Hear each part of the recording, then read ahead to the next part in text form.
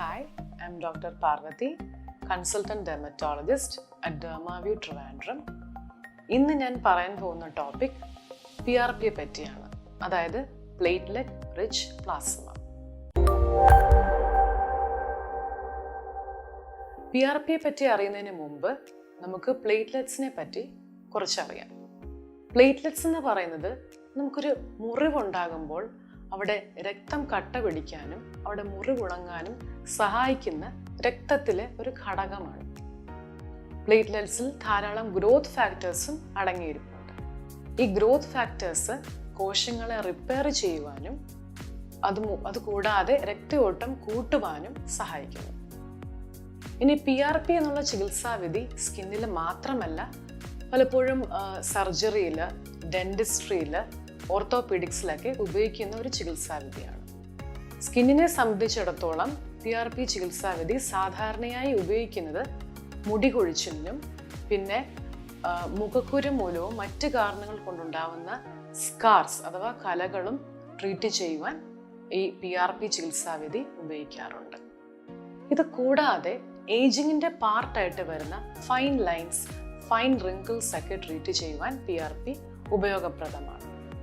അതായത് മുഖത്തിനൊരു young fresh look കിട്ടാൻ ഇത് സഹായിക്കുന്നു. അതായത് മുഖത്തിനൊരു ഫേഷ്യൽ റെജുവിനേഷൻ ഉണ്ടാക്കി കൊടുക്കാൻ PRP സഹായകമാകും. ഇത് കൂടാതെ മറ്റ് പല ചികിത്സാവിധികൾ കൊണ്ടും ഉണങ്ങാത്ത മുറിവുകൾ ഹീല് ചെയ്യുവാനും PRP ഉപയോഗിക്കാറുണ്ട്. ഇനി ഞാൻ പറഞ്ഞു, PRP ഏറ്റവും കൂടുതൽ ഉപയോഗിക്കുന്നത് മുടി കൊഴിച്ചിലിനുള്ള ചികിത്സാവിധിയായിട്ടാണ്. അപ്പോൾ ഇന്ന് ഞാൻ എടുത്തു പറയുന്നത് മുടി കൊഴിച്ചിലിന് വേണ്ടി PRP ഉപയോഗിക്കുന്നതിനെ പറ്റിയാണ്. മുടി കൊഴിച്ചിൽ നമുക്കറിയാം ഒരുപാട് കാരണങ്ങളുണ്ട്. അത് പലപ്പോഴും ഹോർമോണൽ ഡിസ്റ്റർബൻസസ്, അതായത് തൈറോയ്ഡ് പോലത്തെ ഹോർമോണൽ ഡിസ്റ്റർബൻസസും ഉണ്ടായിരിക്കാം. അതുമല്ലെങ്കിൽ പോഷകമൂല്യങ്ങളുടെ കുറവുകൾ കൊണ്ടായിരിക്കാം. അതുമല്ലെങ്കിൽ ഇൻഫെക്ഷൻസ്, സ്ട്രെസ് ഒക്കെ വന്നതിന് ശേഷം വരുന്ന ടീലോജൻ എഫ്ലൂവിയം എന്നുള്ളൊരു കണ്ടീഷൻ കൊണ്ടായിരിക്കാം. അങ്ങനെ പല കാരണങ്ങളുണ്ട് മുടി കൊഴിച്ചിലിന്.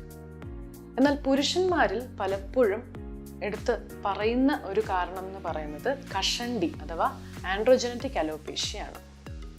PRP എന്നുള്ള ചികിത്സാവിധി ഈ കഷണ്ടിക്ക് വളരെയധികം സഹായകമായി കാണാറുണ്ട്.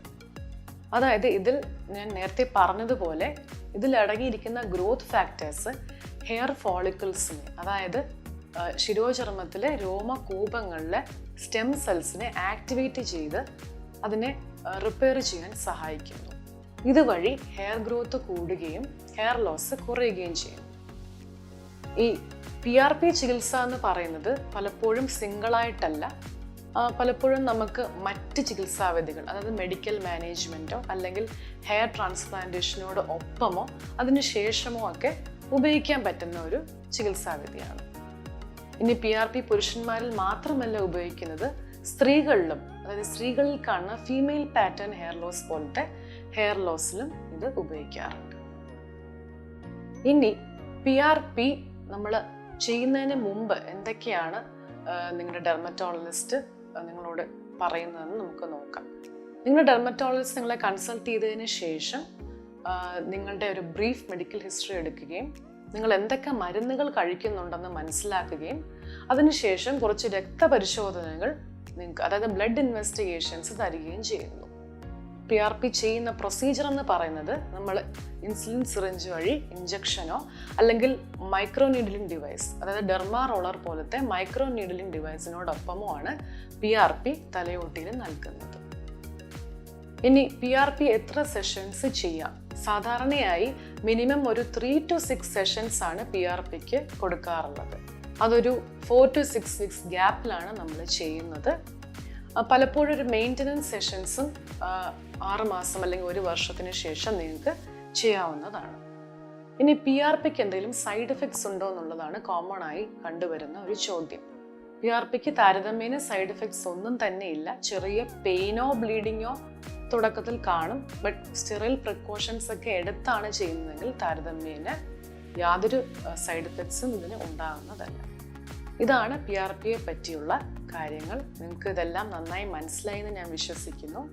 Thank you for watching and have A nice day.